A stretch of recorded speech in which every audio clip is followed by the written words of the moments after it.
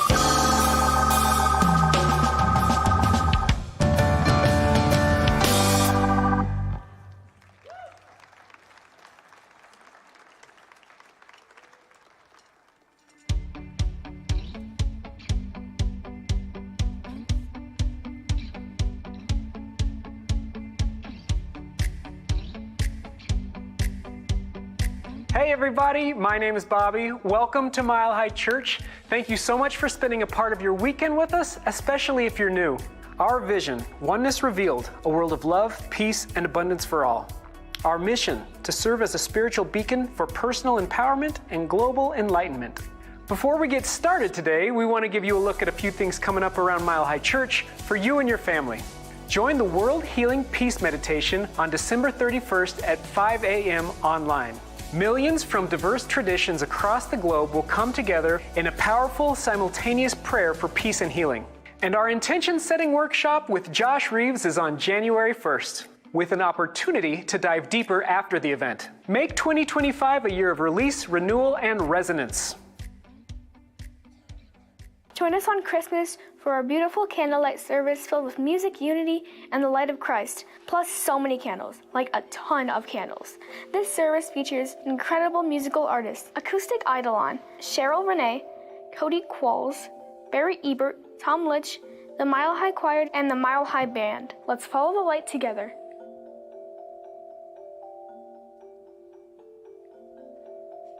For more information about anything you've heard, stop by the Event Center or connect with us online at milehighchurch.org. So yes, Cheryl Renee will be with us for Christmas, and Cheryl Renee's here right now. We're going to sing a song that is one of my favorites. It's called Warm and Fuzzy. You might not know it, but you're going to know it in a second. Here we go. Sleigh bells ringing, choir singing. I wonder what old Santa's bringing. It's a warm and fuzzy time of year.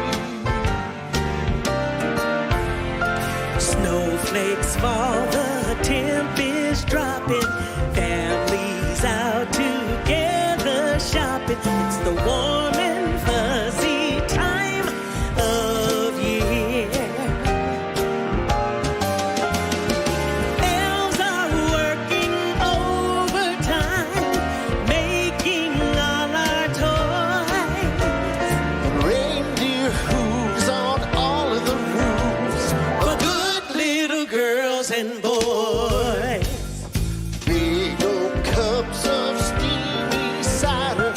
Fall asleep by a cozy fire. It's a Warm and fuzzy time of year.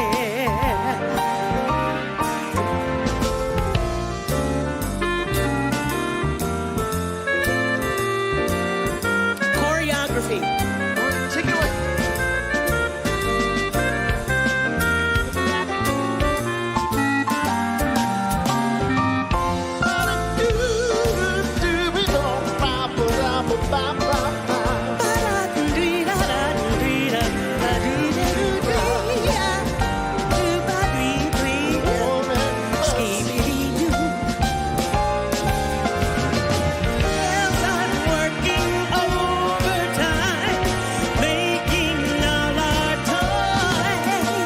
And reindeer hooves on all of the roofs. Girls and boys. The big old cups of steamy cider. Fall asleep by a cozy fire. It's a warm and fuzzy time of year. It's a warm and fuzzy time of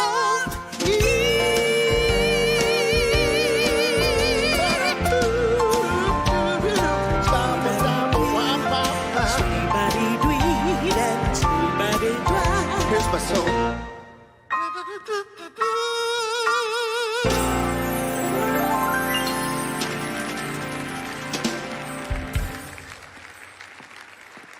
Tom Litch is the great kazoo. I love it. Cheryl Renee, so wonderful to have you here with us. Mile High Band, looking good, fellas.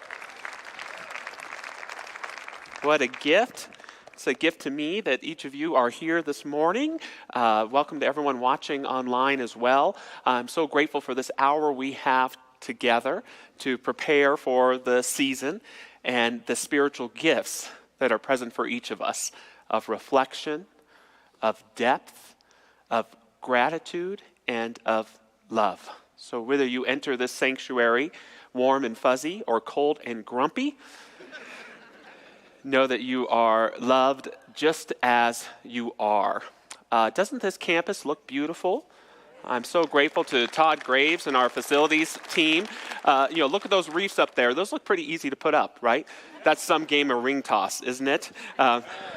I'm also so grateful for our incredible production team who are preparing for these incredible candlelight services. We have Rama, Nathan, Chadia, Elliot, Aaron, the whole team. We're so grateful. And I want to acknowledge as well, Carrie Finnegan, are you here today? You have been serving on our production team so loyally and with so much love for 10 years. Thank you so much for all of your incredible service to you. We love you so much. You bring such talent and joy and heart. So once again, I'm glad you're here. If you're new to Mile High Church, we love to recite our vision and mission each week. It's coming up on the screens. If you want to say it along with me, it goes like this. Our vision, oneness revealed, a world of love, peace, and abundance for all. And our mission, to serve as a spiritual beacon for personal empowerment and global enlightenment. So with that, let us take a collective breath together as we move into this sacred time of music, of silence, and of prayer.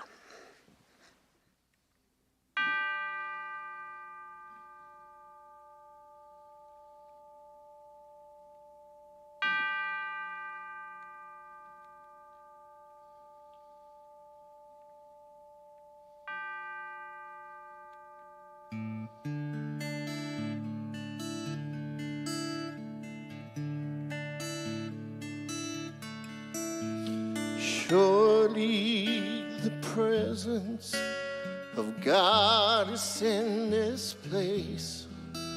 I can feel the mighty power and the grace. I can hear the brush of angel wings. I see glory on each face. Surely the presence of God is in this place.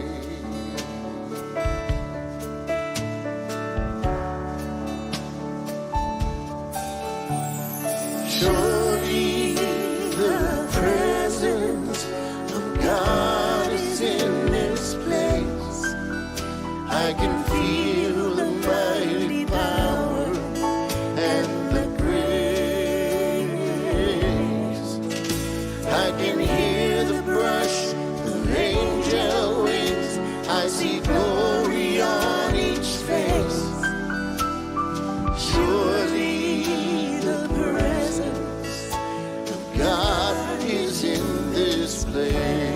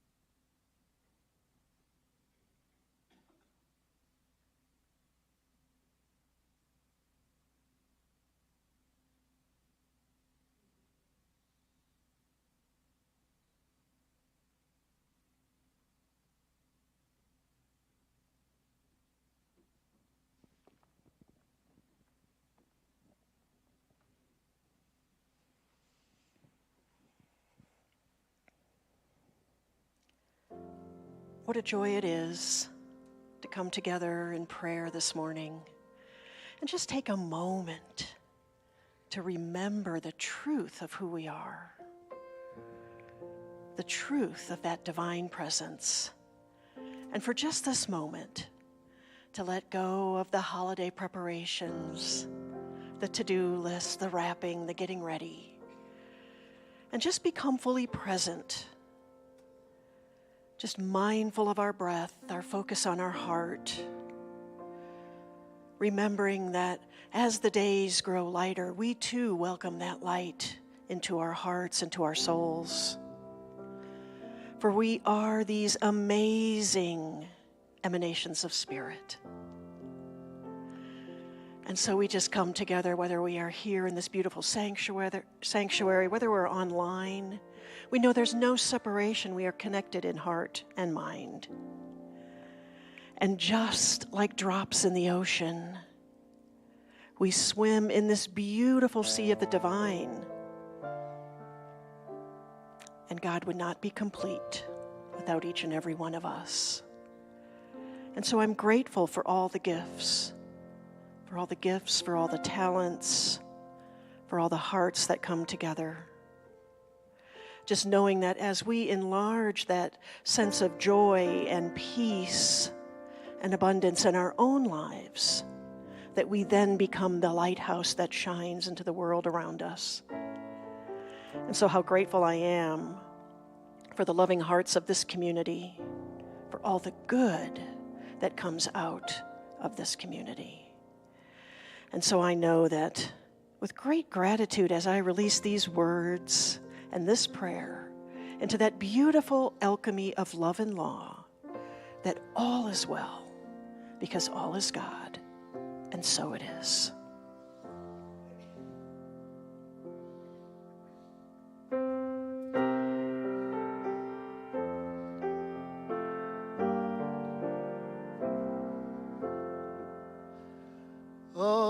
Away in a manger, no crib for a bed, the little Lord Jesus laid down his sweet head. The stars in the sky looked down where he lay, but little Lord Jesus asleep on the hay. The cattle are lowing, the poor baby wakes, but little Lord Jesus no crying he makes. I love thee, Lord Jesus, look down from the sky and stay by my cradle till morning is nigh. Be near me, Lord Jesus, I ask thee to stay close by me forever and love me, I pray. Bless all the dear children in thy tender care, and fit us for heaven to live with thee there.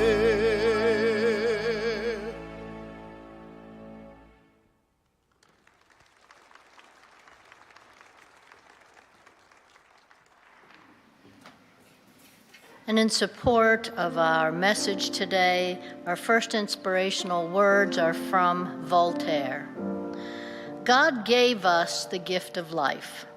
It is up to us to give ourselves the gift of living well. And from Nancy Reagan. To my young friends out there, life can be great, but not when you cannot see it. So open your eyes to life, to see it in the vivid colors that God gave us as a precious gift to his children, to enjoy life to the fullest and to make it count. Say yes to your life.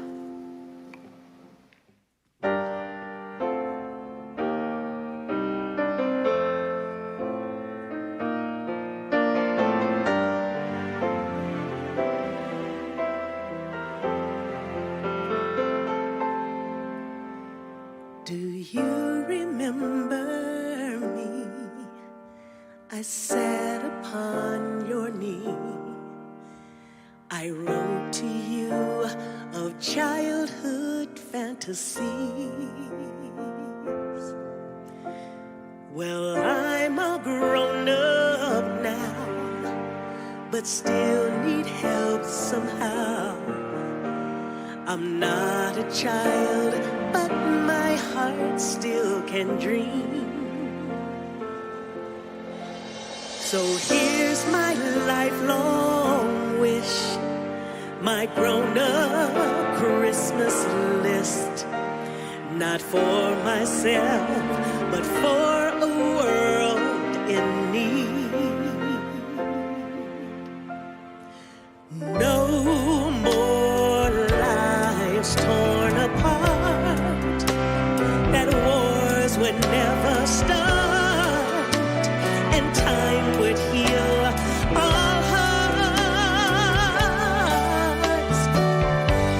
Everyone would have a friend, and right would always win, and love would never end. Oh, this is my grown-up Christmas list.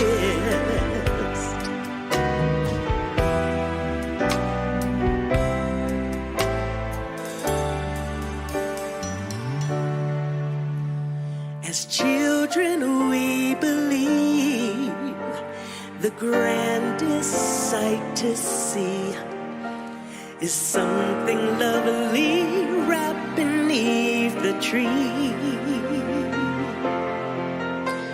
But heaven only knows that packages and bows can never heal a human hurting soul. So no more lives torn apart, and wars would never start, and time would heal all hearts. Everyone would have a friend, and right would always win, and love would never end. Oh, this is my grown-up Christmas list. What is this illusion called? The innocence of youth. Maybe only in our blind belief can we ever find the truth.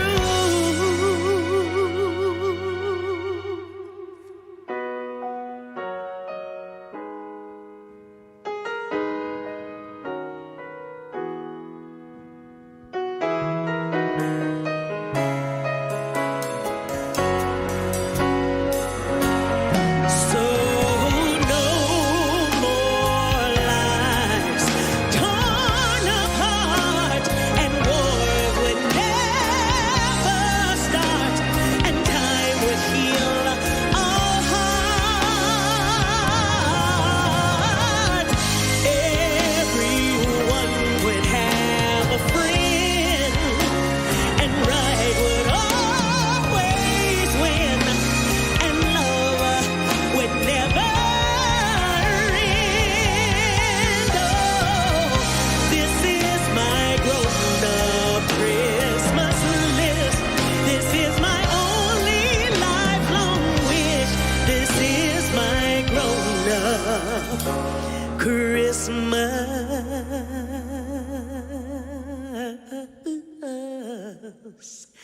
list.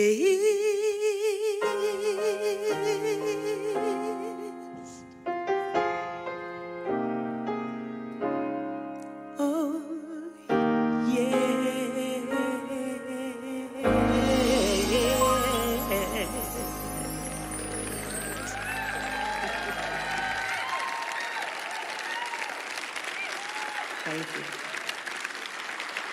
Cheryl Renee. Cheryl, it's such a blessing to have you here with us. And what Tom and you and Cody and Barry and this incredible music team have created for us.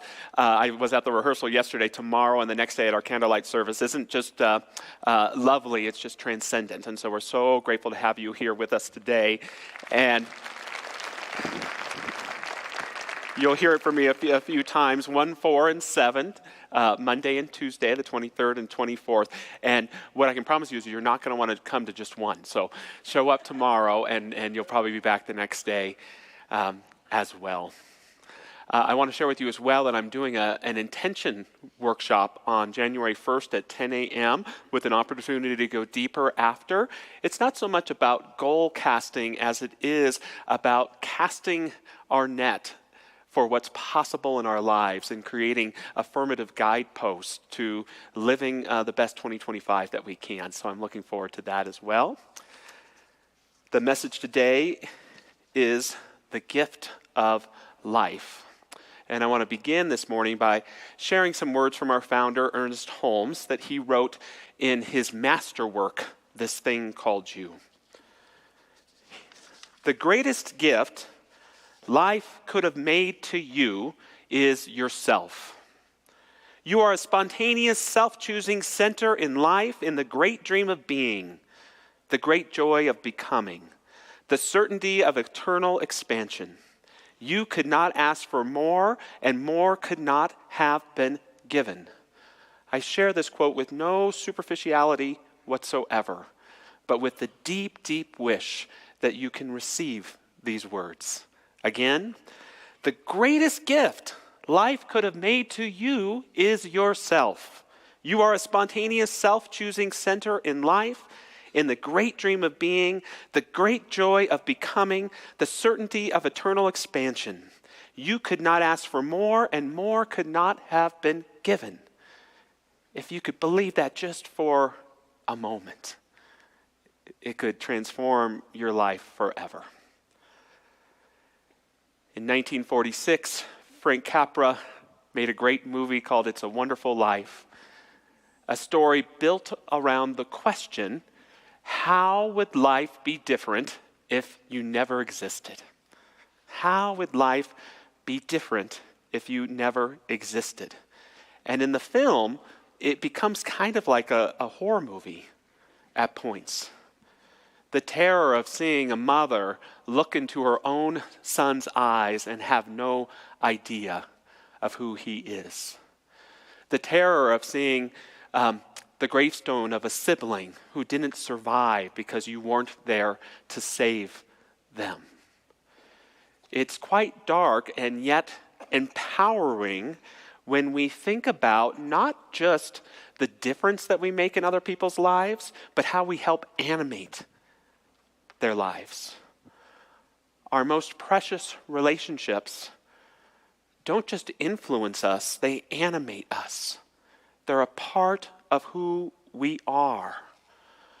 I am my father. My love of music, my work ethic, my general disposition of kindness that I hope I have, I get from him. I am my mother. My love of reading and politics and history, I get from her. I am my grandmother.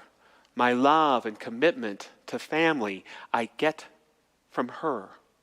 And I'd like to say that there's this aspect of each of them and each of the people you love that lives on in who you are, perhaps even with a level of self-awareness on their behalf.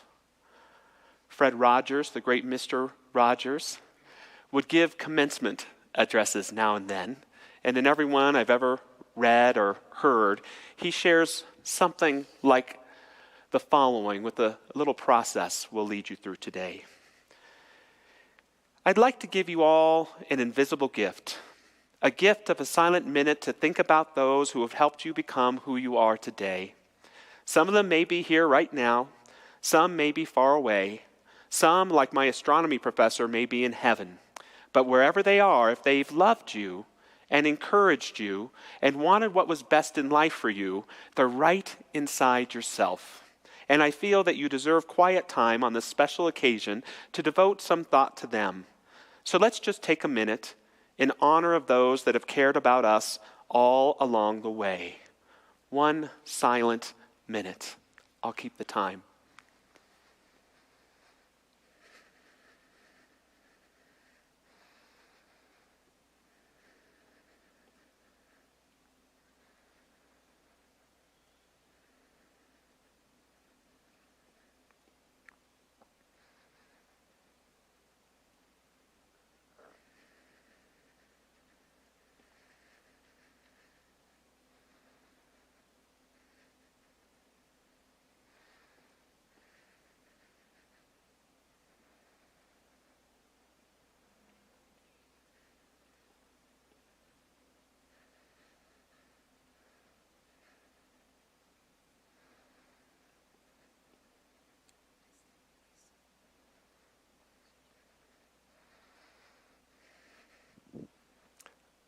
A minute can be a long time.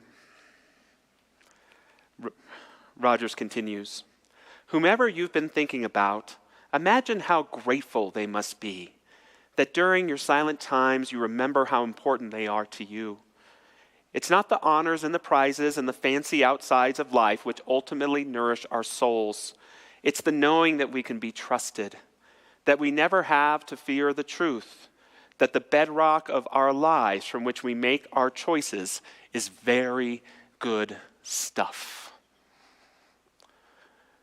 For Christmas this year, I challenge you to not just give gifts, but to articulate to the people that you love the gift they are to you. Articulate to the people you love the gift they are to you. It doesn't have to be weird. It doesn't have to feel overly uncomfortable. It doesn't have to be overly even emotional. But how dare we let another day slip by without letting the people we love and care about know the gift they are to us in our lives. I have this prepared for my immediate family. Nancy June, the gift you are to me is pure joy. From the moment you were born, I felt that just every time I see you is just the happiest moment of my life. Thank you for the gift you are to me. Gavin, the gift you are to me is family. To have the gift to be a part of supporting you on your life journey was truly a gift to me. I am regularly gifted by your kindness, excited by your intelligence, and thrilled by your sense of adventure. Thank you for the gift you are to me. April, the gift you are to me is companionship on the journey. So often on my path, you were there, sometimes right next to me, sometimes way over there. It's a gift to be a witness to one another's adventure. And this may get lost in the midst of the PlayStation games and all of those sorts of things, but it will be remembered as the most valuable gift you gave to that loved one, for them to be able to hear from you the gift that they are in your life. And when we're able to articulate the gift others are in our lives, we open our heart to receive the gifts of our lives and any healing that needs to take place in those relationships. In the Gospels, we were told that there will be a child born of a virgin, and his name will be Emmanuel, God with us. The metaphysical meaning of this is that not just that a Christ child was born, but that a new spiritual awareness was born into human consciousness. God with us. What a beautiful description of what the Christ consciousness is. It's our ability to be aware of the gift of life, that there is a divine presence always with us that connects us all the time. And yet, it is up to us to receive the gift. The gift of life is always being given, but it is not always being received. Just me, for myself, I reject the gift multiple times a day. I reject the gift when I isolate myself from my feelings. I reject the gift when I choose resentment over reconciliation. I reject the gift when I judge others instead of take responsibility for my own well-being. This is the story of George Bailey in It's a Wonderful Life. He rejects the gift of life, so much so that he finds himself on a bridge about to throw himself off. And what is he experiencing? He's experiencing his life not showing up the way that he wanted it to. And we have this, again, terribly challenging scene of him in front of the greatest gift of his life, his family, but he also has these models of the Golden Gate Bridge and other things that speak to his dream of being an architect that he never got to receive. And what does he do? He tears down those models, and he doesn't see the truth of his family. He feels resentful that he puts his own needs aside to always help other people. He feels unhappy with some of the gifts in his life that he's received. Does this sound like you ever? I know it sounds like me. The movie It's a Wonderful Life is based on a short story written by Philip Van Doren Stern called The Greatest Gift. And instead of an angel, it's a stranger, but it's still George Bailey and his experiences. He gets to pose as a brush salesman, and he goes door to door, and he sees these people from his life. But he has this brief conversation with the stranger. I've got to get back. They need me here. I understand right enough, the stranger said slowly. I just wanted to make sure you did. You had the greatest gift conferred upon you, the gift of life, of being a part of this world and taking a part in it. You denied that gift. Stop denying the gift of life that is always giving of itself if we can open our heart to receive it. Something else Ernest Holmes said, he said, if the gift of life is made, and it already is, it means that the very essence of life, with all its potential and abundance, is already present within every individual, and we simply need to access and align ourselves with this inherent power through our thoughts and beliefs. Another key to receiving the gift of life is forgiveness. Forgiveness, forgiveness, forgiveness. Not easy, but I have learned in my own experience, essential to receiving the gift of life. I lost my dad in August, and I was engaging in my key grief ritual, which is headphones with his music on, a couple of beers, and a nighttime sky. And I've learned in my grief process, I'm not as likely just to break down in tears here or there, but when I create that sanctuary for myself, I can just weep.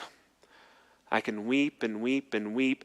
And on this particular occasion, I was thinking of my father and my mother, and I began to be filled with a sense of gratitude that I had no grievance for them in my heart. That in fact, I had no grievance for anyone in my heart. And that allowed the gift of life, the blessing, to reveal itself in my heart. I could receive the gift. And it taught me two important things more emphatically. The first, that I can grieve and not have grievance. That I can hurt and not blame. That I can hold my brokenness with a consciousness of wholeness. And in fact, grievance keeps us from grief. And blame keeps us from the healing that is the fruit of hurt. The other important thing I learned is that I can't hold the gift and grievance in my heart at the same time. I can't do it. I usually go along with Walt Whitman, who said, "So I contradict myself. I contain multitudes." I can feel lots of different things at different times, think two opposing thoughts, but I can't receive the gift of life while holding grievance in my heart. See, for a lot of us, it's not the gift you gave me, but the wound you left me. Not the gift you gave me, but in our relationships, the wound you left me. My dad could have a short fuse, and when he got angry, it scared me. Often in my family, I felt that feelings or emotions were dismissed. Sometimes we could have a habit of not wanting to address problems in an assertive way, and so they would feel hidden, which created for me anxiety and a need to try and make everything okay. My brother and sister convinced me that I was a robot the family had purchased from Kmart. And if I misbehaved, they were going to take me back to the store and return me to get a new robot. I'm glad they don't have Kmarts anymore, because I'd still be looking over my shoulder. Not the gift you gave me, but the wound you left me. And what I have learned is, until I can receive the gift and articulate the gift of that loved one to me, the wound stays a wound instead of turning into that scar that I can ultimately wear with pride. Not about the negative things that have happened to me. I don't have to be grateful for those, but I am who I am based on what I have experienced. And I'd much rather experience my loved ones for the gifts they've given me as opposed to the wounds they left me. It is so important to acknowledge the wound. One of the beautiful and magnificent, although heartbreaking things we've seen rise in our society these last 7 or 8 years is an acknowledgement of the wound. Whether it comes from movements like Me Too or for diversity and belonging, acknowledging the hurt that has been caused in our lives is a key to healing and to growth. However, when it comes to our own personal lives, we can't set up camp there. We can't stay in the wound. We have to do the hard and laborious work of recognizing, you may have given me that wound, but it is my wound now. And I will care for myself and nurture myself so that the wound can become scar and I can live on with my life with healing. This doesn't mean you don't form strong boundaries with people that you love and care about, or make that decision of, hey, I think it's going to be easier for me to love you from way over here. That happens sometimes. But I can't tell you, even this year, the amount of people I've spoken to who have felt ghosted by their child, or unwilling to share with someone because they're in judgment, or separated in their most intimate relationships by a sense of infinity because of this need to be in the wound. And I'd like to share with you, for me, the difference between living in wound versus living from scar. Living from wound, I live within the hurt you caused me. Living from scar, I live within the healing my inner work has provided me. Living from wound, I blame and reside in grievance. Living from scar, I live in wholeness, creating boundaries that enlighten me. Living from wound, I live captive to my pain. Living from scar, I am accountable to greater ways of being a presence for love. This is just in my experience, but which is it for you? It would be naive for me to convey to you that this is a one-time decision to make. For many of us, it may be a choice that we have to make every day, several times a day. Back to love from blame, to have those healthy boundaries, and yet to embrace that consciousness of forgiveness that doesn't excuse anyone's behavior. There's plenty of reason to have that grievance.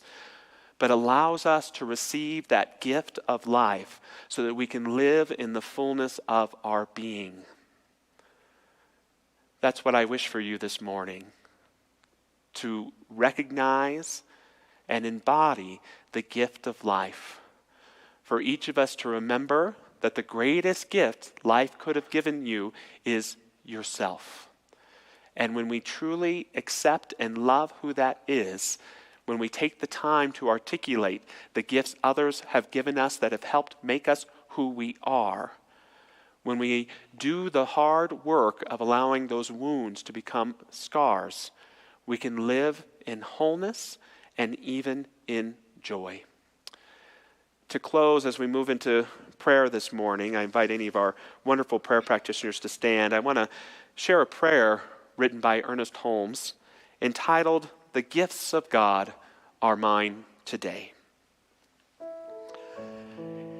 It is the Father's good pleasure to give me the kingdom of heaven, or harmony, or abundance. Today he opens to me the blessings of his infinite and eternal treasure, inviting me to dip deeply into it. As I believe in my heart, so it is done unto me in all things.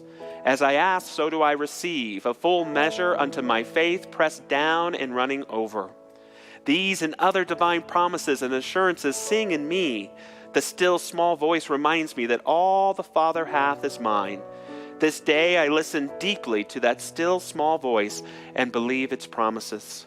I fear nothing, neither lack, irritation, disappointment, nor distress of any kind. For is not the Father always with me? What causes the appearance of lack in my life? Simply my fear or my belief that the Father could forsake me. I do not believe that now, and it no longer matters to what is the appearance of today or what has gone before. Today is new, and I am newly awakened in it, and I believe with dauntless faith that my good and full measure comes to me from God today. I now believe that it is indeed the Father's good pleasure to give me of his bounty. I know that he gives as I ask without question or limit, and I am ready to receive. The gifts of God are mine today. So, being aware not only of the gift, but of our openness, our willingness to receive and embody it, may we release any false narrative of self-rejection. May we forgive every time we remember and move into a place that would reject the gift from being given in our hearts, but call ourselves in to that mighty stream of a holy consciousness that knows Emmanuel, Emmanuel, God is with me. Knowing that that Spirit presents itself as us, I bless the glorious opportunities we have in this holiday week to be a present for the divine presence, to see with those divine eyes, to invite the self-awareness of those deep bonds with our ancestors and loved ones, to see and speak and rejoice in us, for we have received the great gift of life, and now we get to share it with abundant blessings. And so it is. Amen. Gratitude before me, gratitude behind me, gratitude to the left of me, gratitude to the right of me, gratitude above me, gratitude below me, gratitude within me, gratitude all around me. And I'm so grateful, I'm so grateful, I'm so grateful, I'm so grateful, I'm so grateful, I'm so grateful, I'm so grateful, I'm so grateful. Gratitude within.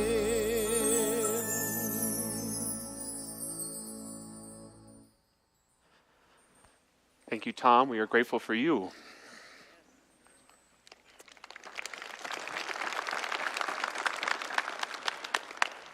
as we move into this time of offering, where are all of our Make a Difference folks who were here on Tuesday getting gifts going to go to all these organizations? I'm so grateful to Jackie and Ken. And where are you? Just raise your hand.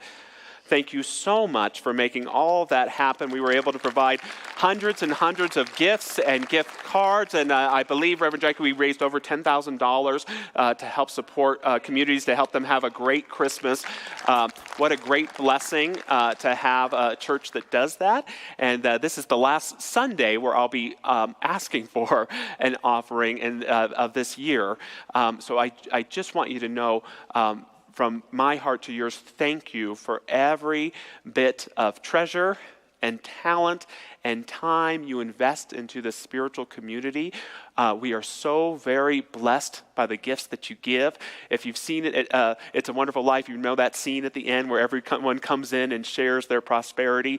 No one is a failure who has friends. And so as we give today, I think just of that scene, and just know how grateful we are that you choose to financially support Mile High Church. So with all that, let's say a blessing for our gifts together that goes like this. Divine love as me blesses and multiplies all that I am, all that I have, and all that I circulate. And so it is.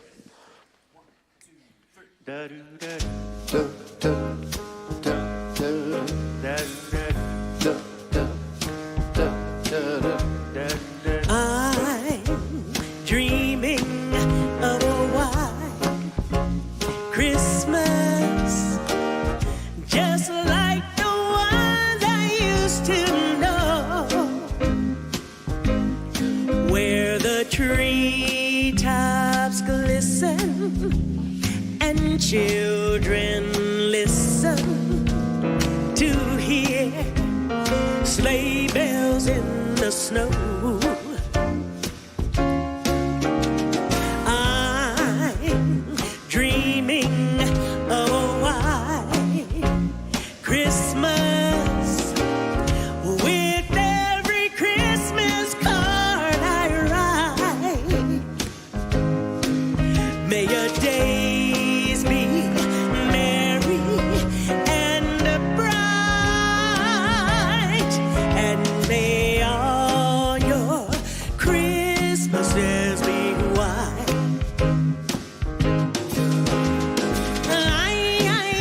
I'm dreaming of a white Christmas,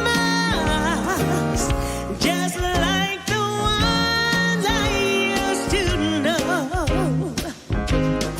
where the treetops glisten and children listen to hear sleigh bells in the snow, the snow.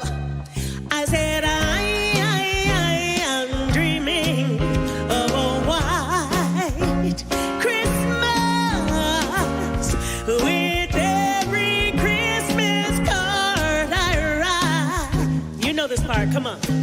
May your days, may your days, may your days be merry and bright, and may all your Christmases be white.